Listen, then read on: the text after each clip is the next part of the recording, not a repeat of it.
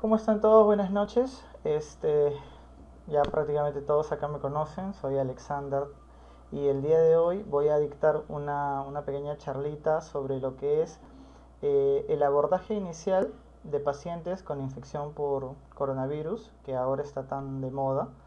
Y lo voy a hacer orientado a la situación actual que se está viviendo en nuestro país, que creo que ya está de más decir que es una situación bastante crítica y bastante complicada, bastante compleja, por muchas razones que se están dando en los hospitales, que se están dando pues en diferentes lugares, la escasez de medicamentos y que básicamente la gente se está viendo orientada a tener que tratar a sus pacientes en su propia casa, ¿no? Entonces, lo más importante que tenemos que saber, y que lo he venido repitiendo a todas las personas que me preguntan, a todas las personas que siempre me dicen, Alexander, ¿qué puedo tomar? ¿Qué tanta cosa? No existe absolutamente nada para prevenir o para evitar el contagio del coronavirus. No existe ningún tónico, ninguna medicina que se toma con anterioridad, el agüita de esto, el agüita de lo otro, no. Lo único que nos protege frente a esta enfermedad son tres cosas. Primero es nuestro sistema inmunológico.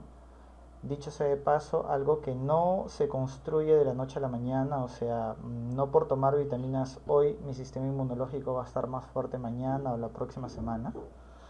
Eh, el distanciamiento social, que es algo que se repite por todos lados, y las medidas de bioseguridad que uno tome al salir de casa o al interactuar con otras personas.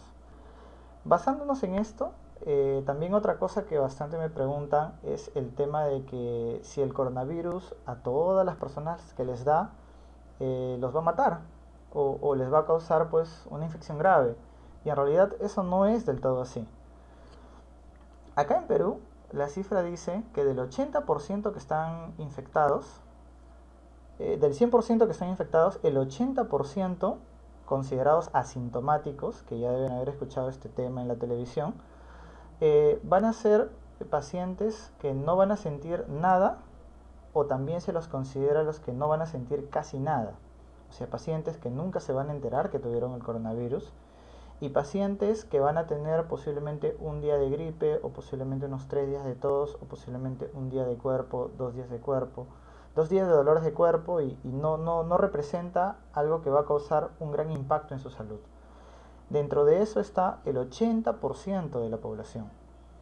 Y más adelante voy a explicar de que no necesariamente las personas jóvenes o las personas adultas están dentro de este 80%, es mucho más complejo que eso. Aquí tiene que ver mucho la genética, el sistema inmunológico, enfermedades previas, hay muchos factores, ¿no? Puede ser que una persona de 30 años, deportista, sufra complicaciones, como que puede que un señor de 80 años no sienta absolutamente nada, ¿no? Entonces, este 80% es el grosso de la población y dentro de este 80% del cual estamos hablando, representaría de que por lo menos la mitad de su familia no sienta ningún síntoma o sienta algún síntoma ligero.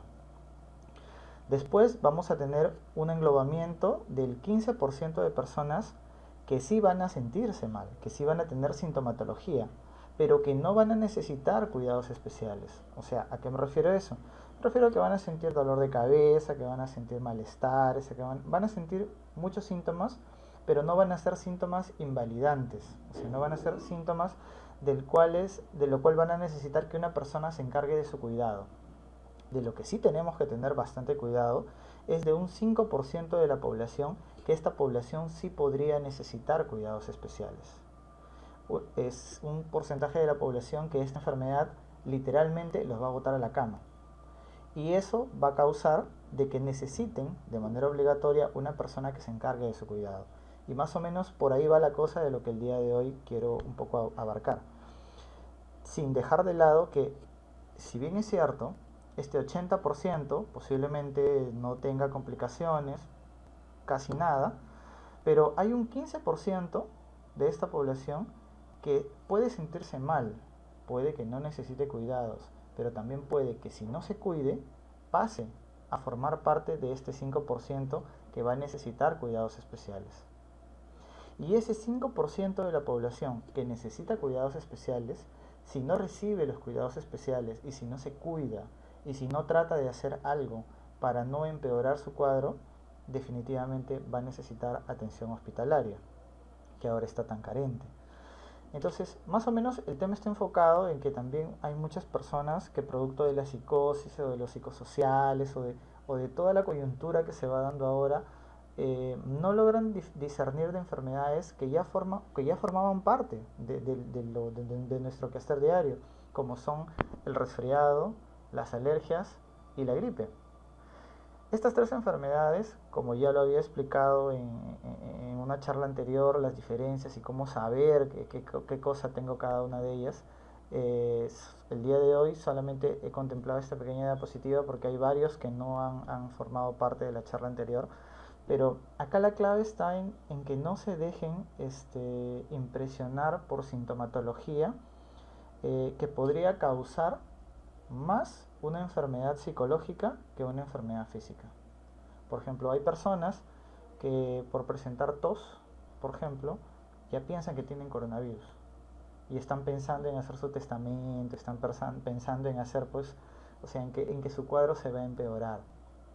Hay personas que tienen tos, tienen dolor muscular, sus síntomas se complican y piensan que ya tienen coronavirus. Pero se olvidan que existen enfermedades como es la gripe común, como es el resfriado fuerte o como es la influenza, que también puede causar esta sintomatología. Lo que sí cabe resaltar que el manejo de estos pacientes es el mismo que como si tuvieran coronavirus. Entonces, también otras personas bastante me preguntan sobre las personas de riesgo, si yo estoy en riesgo, no estoy en riesgo. Hace 10 años me operaron, mi hijito tenía asma cuando era niño, posiblemente es un factor de riesgo. En fin, cantidad de cosas que me preguntan y es importante poder definir quiénes son realmente las personas de riesgo. Entonces, voy a partir en base a lo que sabemos ahora y en base a las estadísticas de acá de Perú, en base a las estadísticas que lo que nosotros vivimos. Entonces se considera personas de riesgo a las personas mayores de 65 años, considerando que las personas mayores de 50 años podrían complicarse con facilidad. Es importante recalcar eso. También todas las personas con enfermedades subyacentes, ¿no? Pero que estas enfermedades no estén bien controladas, o sea, no forman parte del grupo de riesgo, por ejemplo, los hipertensos, pero que están bien controlados, que toman su medicamento, que se miden la presión, que tienen la presión bien controlada.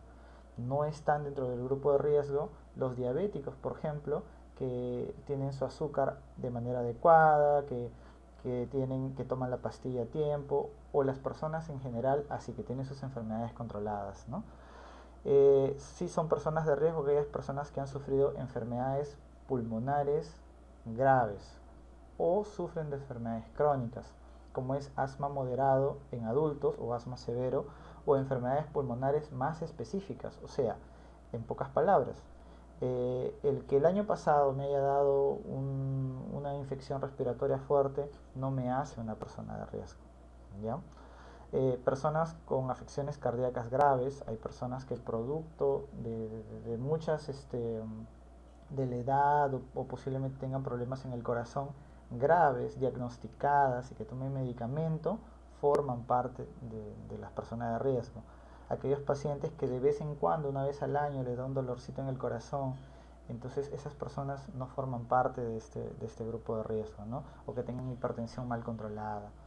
También las personas que han sufrido alteraciones con su sistema inmunitario, como son personas que han sido tratadas por el cáncer, se considera hasta 3 años. Personas fumadoras crónicas que hayan sufrido trasplantes, operaciones, que tengan VIH, que tomen corticoides de manera continua, o sea, para el dolor de rodilla, para el dolor de espalda, sufren de artritis, artrosis, o medicamentos que disminuyan el sistema inmunitario. También personas con obesidad, pero ojo, no todas las personas con obesidad están metidas de lo que es persona de riesgo. Se considera persona de riesgo a las personas que tienen un índice de masa corporal mayor a 40. He contemplado un rango de 35 porque en otros países se maneja el rango de mayor de 35, ¿no? Mi índice de masa corporal mayor a 35. Personas con diabetes, que principalmente afecta a los que están mal controlados, personas con enfermedades renales crónicas, pero personas que sufren, por ejemplo, diálisis, ¿no? O personas con enfermedades hepáticas graves, no necesariamente las personas que tengan pues hígado graso o cosas así. Esas personas no forman parte de este grupo de riesgo. Entonces, la pregunta que creo que es el meollo del asunto es, ¿qué hago si me infecto por coronavirus el día de hoy, 3 de junio del 2020? Como pueden ver, las estadísticas son terribles, los hospitales están colapsados y pensar a veces en conseguir atención médica se hace un poco complicado. Entonces, ¿qué hago? ¿Qué hago en mi casa frente a esta situación? ¿Qué es lo primero que tengo que hacer si por ahí de repente un familiar empieza a tener sintomatología? Lo primero que tengo que hacer es el abordaje inicial. Esperen un ratito. A ver, levanten la mano si todos me escuchan. ¿Me están escuchando? ¿Sí? ¿Todos me escuchan? Perfecto. A ver, continuamos. Entonces, el abordaje inicial del paciente ya lo vamos a hacer en 3 niveles. Con la persona que está enferma, con los demás que están a nuestro alrededor, y si son personas que van a necesitar cuidado, con las personas que me van a cuidar, ¿no? En el caso que yo sea el enfermo por coronavirus. La primera es con mi persona. Cosas básicas que se conoce en la medicina como es el triángulo viral. Lo primero que tengo que hacer es no desesperarme. Si no tengo síntomas o tengo síntomas muy leves, no tengo por qué llenarme de pastillas y empezar a tomar un montón de hierbas, porque nuestro cuerpo, cuando se hace ese tipo de cosas, a veces tiene malas reacciones y nos lleva a complicaciones. Lo primero que hay que hacer es guardar energías. Eso es clave, es importante. Si la persona piensa que puede tener algún indicio de coronavirus, lo primero que tiene que hacer es guardar reposo. ¿Por qué? Porque como lo he explicado a algunas personas en alguna oportunidad, es como si nuestro cuerpo fuera un carro y nuestro cerebro fuera el que se encarga de controlar todas las cosas que están en nuestro cuerpo. El virus ingresa a nuestro cuerpo y empieza a consumir las energías que están en nuestro cuerpo, pero el cerebro no se entera. El cerebro quiere seguir trabajando, el cerebro quiere seguir haciendo sus cosas del día a día, quiere seguir cocinando, quiere seguir lavando, quiere seguir haciendo sus quehaceres rutinarios que, aunque ustedes no lo crean, tiene un consumo energético. O sea, se gastan energías, especialmente si la persona está trabajando. Entonces, lo primero que se tiene que hacer es tratar de guardar reposo y guardar nuestras energías para estar mejor preparados para poder afrontar el virus. La segunda es tener una buena hidratación, pues estar bien hidratado le garantiza al cuerpo lo necesario para poder afrontar a un virus. Le permite a nuestro sistema inmunológico poder trabajar. Esto me lo han preguntado un montón de veces. ¿Qué hago? ¿Tomo 2 litros de agua, 5 litros de agua? Entonces, cosas que se deben hacer y cosas que no se deben hacer. Lo primero que se debe hacer es beber el agua de manera correcta. Bueno, fantástico. Beber el agua de manera correcta. Entonces, primero, beber el agua despacio y con sorbos pequeños. Coger 3 vasos de agua y tomarlo de uno solo no nos sirve. Lo único que va a hacer es que nos va a llevar al baño. Lo segundo, tratar de tomar aproximadamente 330 mililitros cada 2 horas en intervalos regulares. Eso es estar bien hidratado. El agua que debemos tomar, si las personas son menores de 35 años, agua ambiente. Si las personas son mayores de 35 años, se recomienda que sea agua tibia, ¿ya? Y lo que no debemos hacer, evidentemente, es tomar el agua rápido, tomar el agua en grandes cantidades, tomar, por ejemplo, agua en la mañana y después de 4 o 5 horas volver a tomar 2 vasos, ¿no? Y también debemos considerar que no toda la hidratación se toma en agua.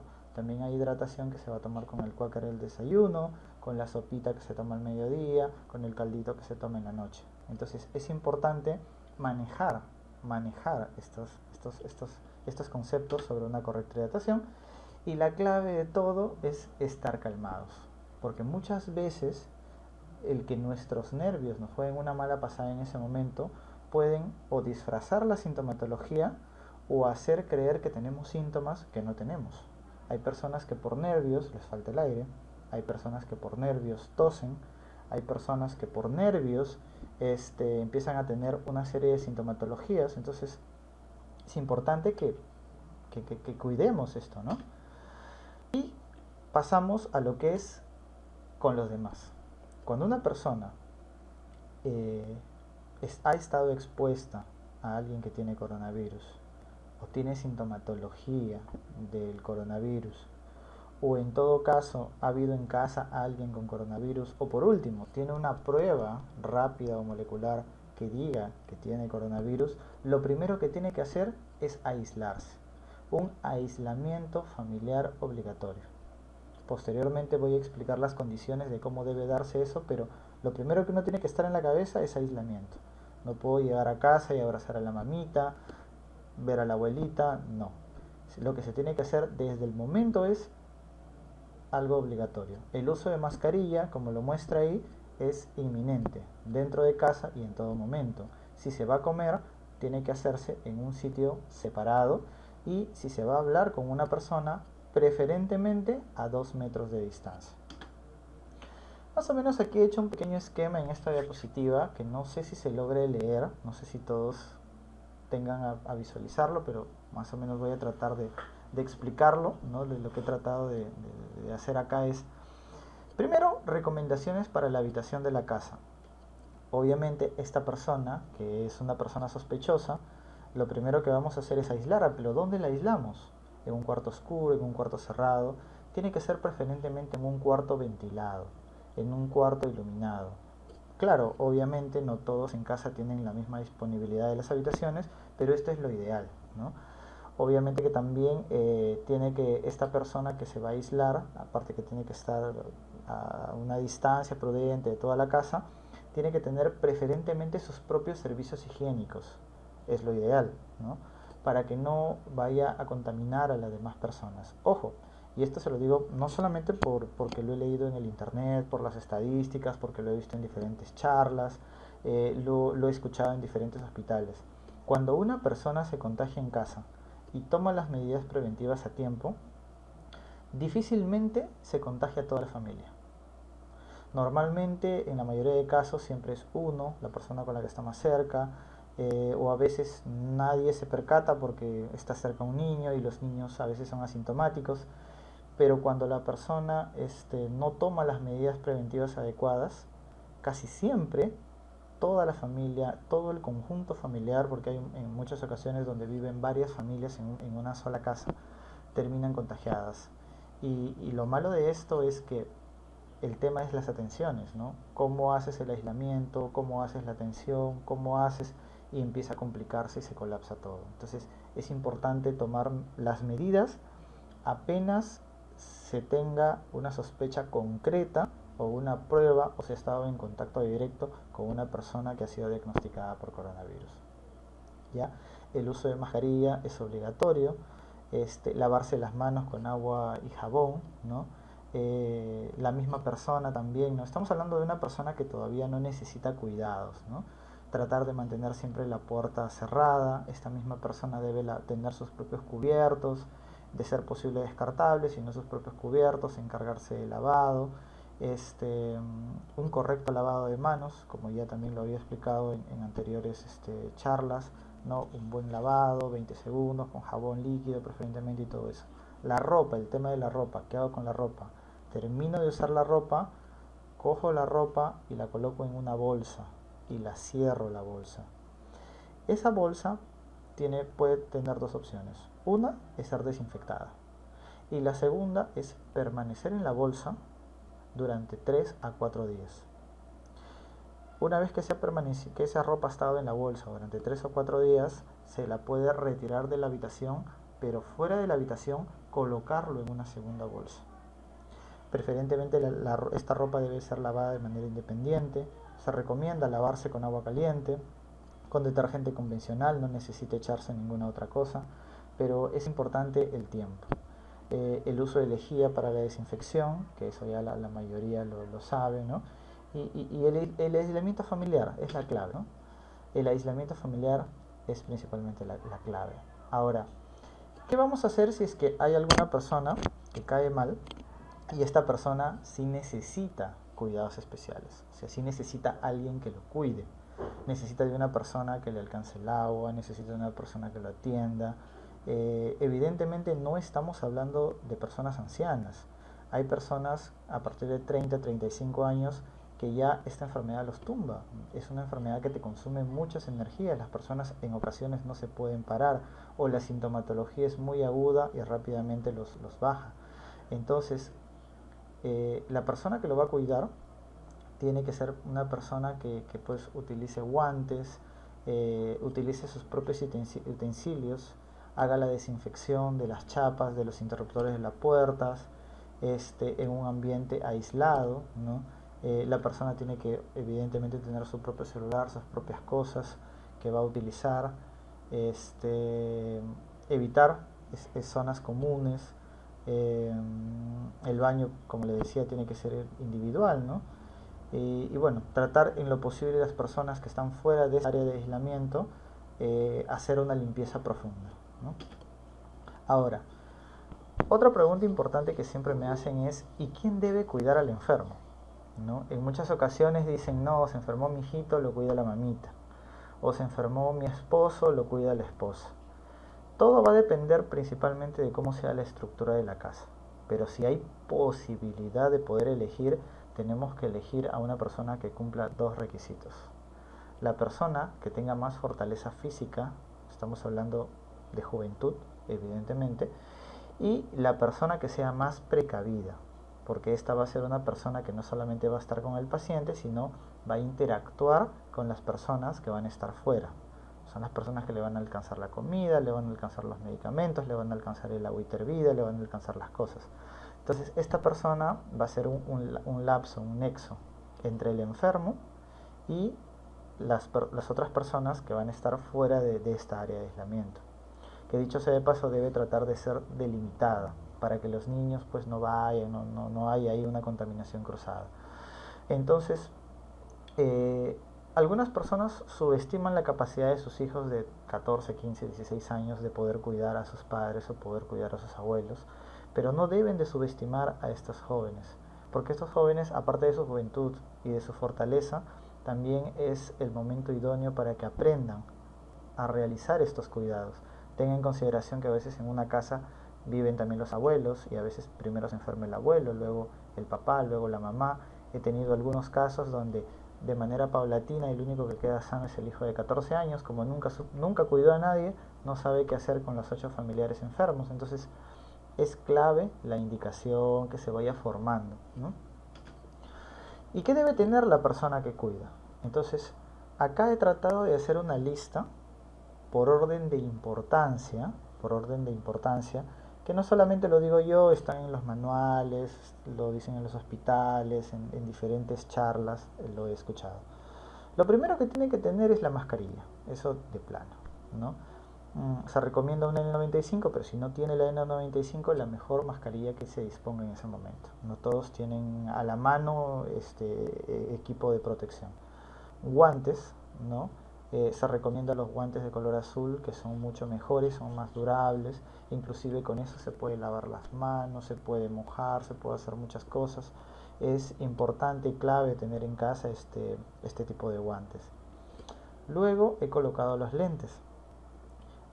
Hay un gran porcentaje de pacientes con coronavirus que durante una buena etapa de la enfermedad o de una buena etapa de la convalecencia tienden a toser demasiado. Y esa tos produce partículas. Estas partículas no solamente pueden ir en nariz y por la boca, sino también por los ojos. Es por eso que se recomienda el uso de lentes. Después de los lentes ya he puesto algunas otras cosas que pueden ser un poco más útiles, como son por ejemplo el termómetro, ya que hay que controlar al paciente la temperatura de manera secuencial, preferentemente cada 4 horas, alcohol de 70 grados o más, para poder hacer la desinfección de todas las cosas, las áreas, cuando se entra, cuando se sale, ¿no? Bolsas grandes donde se va a poner la ropa, la basura. Tratar de tener un reloj para poder medir la frecuencia respiratoria del paciente. Y he puesto como cosas adicionales un tensiómetro porque cuando el paciente se complica o tiende a complicarse, el tensiómetro nos puede dar valores importantes que pueden servir para que un médico o para que un personal de salud pueda, digamos así, brindar una asistencia adecuada, ¿no? Y el pulsoxímetro. El pulsoxímetro es un aparatito pequeñito que sirve para poder medir la cantidad de saturación de oxígeno o cuánto oxígeno está entrando en nuestro cuerpo, y eso también nos da un valor real de cuando un paciente necesita obligatoriamente ser trasladado a un centro hospitalario. ¿Y qué medicinas voy a comprar? Muchos me dicen, ¿no? No voy a dar dosis, no voy a decir debo tomar tanto, debe tomar tanto, lo voy a hacer esto, lo voy a hacer lo otro. No, porque cada paciente es un mundo independiente. No se le puede dar la misma dosis a un joven de 35 años que a una abuelita de 84. No se puede tratar igual, inclusive ni siquiera a un hombre o una mujer. Depende mucho de su contextura física, su edad. Hay muchos factores que se tienen que evaluar. Pero sí es importante en casa, y ahora, con la gran carencia que hay de medicamentos, tratar de tener esta lista de medicamentos que he enlistado en esta diapositiva.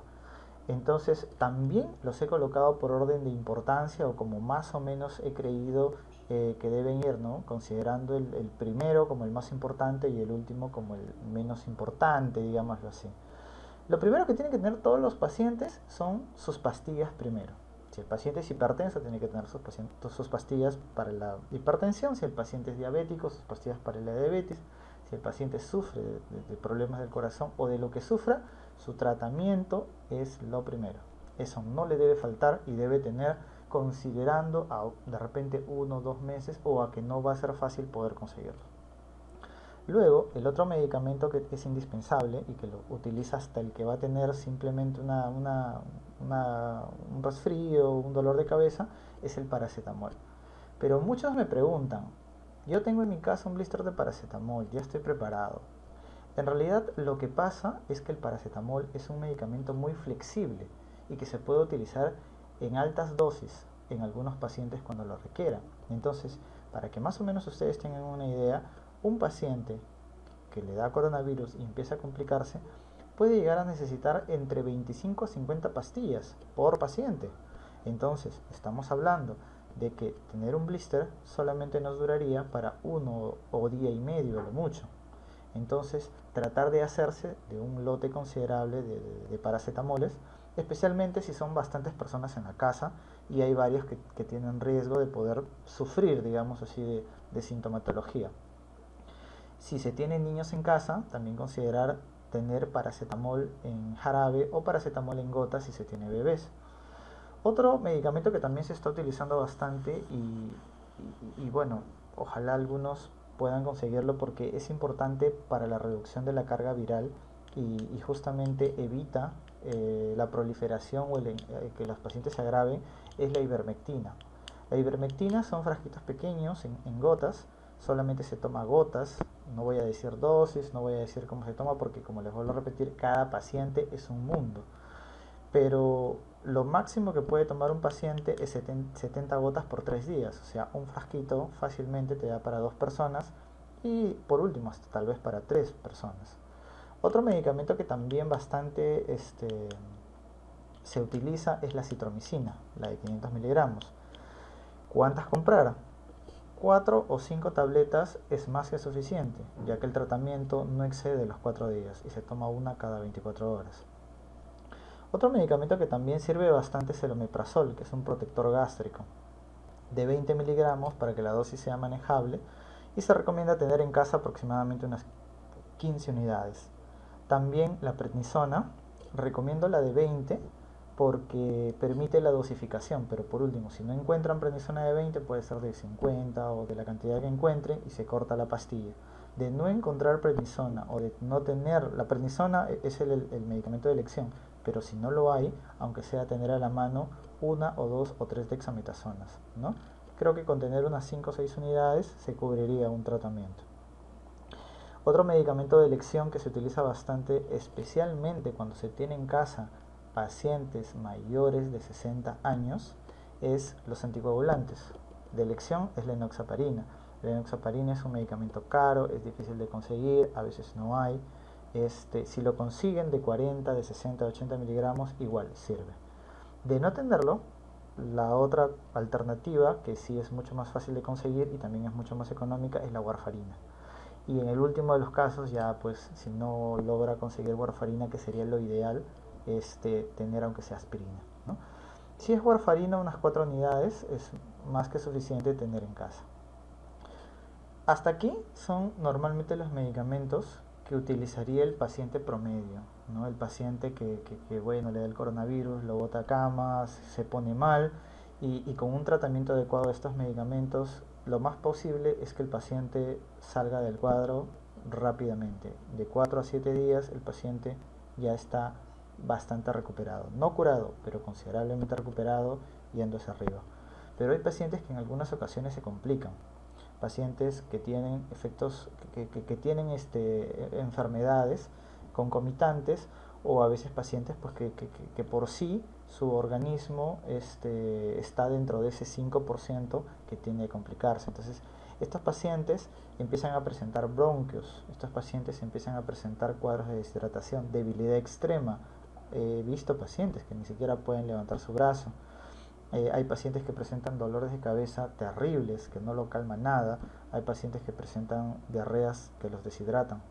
E inclusive pacientes que presentan náuseas. Entonces, tener en casa nunca está de más, especialmente si hay este tipo de familiares en casa o mayores de 50 años con comorbilidades. Acetilcisteína, que es un expectorante, que puede estar de 200 miligramos o de 600 miligramos, de 2 a 3 sobrecitos o unidades, que vienen unas grajitas que se diluyen, es más que suficiente. Suero de rehidratación oral, que son las botellas que se toman a veces cuando la persona está mal del estómago, 1 o 2 botellas es más que suficiente. He puesto quitadolo similar porque hay personas, por ejemplo, que para el dolor de cabeza severo suelen tomar otros medicamentos, le tienen mucha fe a este medicamento, son buenos medicamentos, pues entonces tenga medicamentos para el dolor de cabeza, para dolores de cabeza fuerte. De 2 a 3 sobres o tabletas es más que suficiente. Y la loperamida, que es un antidiarreico, particularmente yo he utilizado bastante el Donofan, me ha funcionado bastante bien, una tabletita y corta todo. Entonces tener 1 o 2 tabletitas en casa es más que suficiente. Teniendo todos estos medicamentos, básicamente tendríamos el botiquín COVID, que de repente, no sé si por ahí lo han visto en la televisión, con 45 soles se cura el coronavirus. Están hablando básicamente de este botiquín que es actualizado a la fecha y lo que se está manejando en los hospitales, y está tanto en la guía del MINSA como en la guía de salud a la fecha del día de hoy. Hay muchas personas, bueno, particularmente mi familia, que varios están presentes acá, que tienen mucha fe a la medicina tradicional, a la medicina convencional. Entonces, de por sí está decirles que el consumo de estas cosas antes de tener una enfermedad no sirve de nada, al contrario, podría causar lesiones en nuestro organismo o podría de alguna manera hacer nuestro cuerpo resistente a estas cosas. Pero sí se puede tener como una alternativa si es que en algún momento se quiere hacer algún preparado, vaporizaciones o algún tratamiento específico. No debe faltar en casa pues ajo, cebolla, jengibre, eucalipto, mentol, limón, manzanilla, el tomate, que se ha demostrado que el paciente con coronavirus le ayuda bastante, la miel de abeja o ingredientes para poder hacer dietas blandas, ya que estos pacientes asimilan mejor lo que son dietas blandas, sopitas, calditos, ¿no? A un paciente con coronavirus no se recomienda comer grasas o comidas muy pesadas o comidas muy condimentadas, o comer cosas como ají, o ingerir alcohol, o tomar cosas heladas, ¿no? Entonces, no se olviden que de este 5% de pacientes que podrían necesitar cuidados especiales en su casa, de ese 5%, un 40% se complica aún más. Y este 40% podría necesitar atención hospitalaria. O sea, significaría de que de alguna manera puede que llegue el momento en que usted ya no puede hacer nada en casa por su paciente. Para esto hay una serie de escalas predictivas y una serie de fórmulas que te permiten calcular y determinar cuando un paciente se está empeorando, y para eso es clave poder medir la frecuencia respiratoria controlado con reloj. Es clave poder tomar la presión al paciente, ¿no? Con tensiómetros de mano, no necesariamente tener uno, pero tener la posibilidad de que tal vez un familiar, o poder compartirlo, tener a la mano o saber quién tiene, porque la presión arterial es básica. Y también este aparatito, que es el pulsioxímetro, que nos puede ayudar también un montón con el tema de la saturación, y nos puede realmente decirnos de manera real cuál es la capacidad o cuál es la falta de aire de un paciente. Y es clave también el poder evacuar a un paciente a un hospital de manera oportuna, porque eso le da mayor probabilidades de sobrevivencia a un paciente. Entonces, si de repente un personal médico o mi persona en algún momento les dice ya no se puede hacer nada por el paciente, hay que llevarlo al hospital, déjeme decirle que tampoco no es para que usted se desespere, pero como ahora los hospitales están tan congestionados y es tan difícil poder movilizarse a un hospital y existe tanta carencia de oxígeno, y ni qué decir de estos equipos, los ventiladores mecánicos que ya están prácticamente escasos, espero que con el paso de los meses, o con el paso de los días, esta situación cambie y haya una mejor factibilidad, pero la tendencia es que no. Entonces, estos valores van a permitir poder decirle, sabe que vaya a buscar un hospital porque tal vez mañana o tal vez pasado su paciente necesite de manera obligatoria ser internado en un hospital. Entonces, es clave que todas las personas podamos entender esto, ¿no? Podamos entender esto. Y bueno, básicamente esa ha sido la pequeña charla. Espero que les haya gustado. Y bueno, no sé, supongo que tal vez por ahí una o dos preguntas alguien tenga que hacer. Voy a ver cómo activo los micrófonos para todos.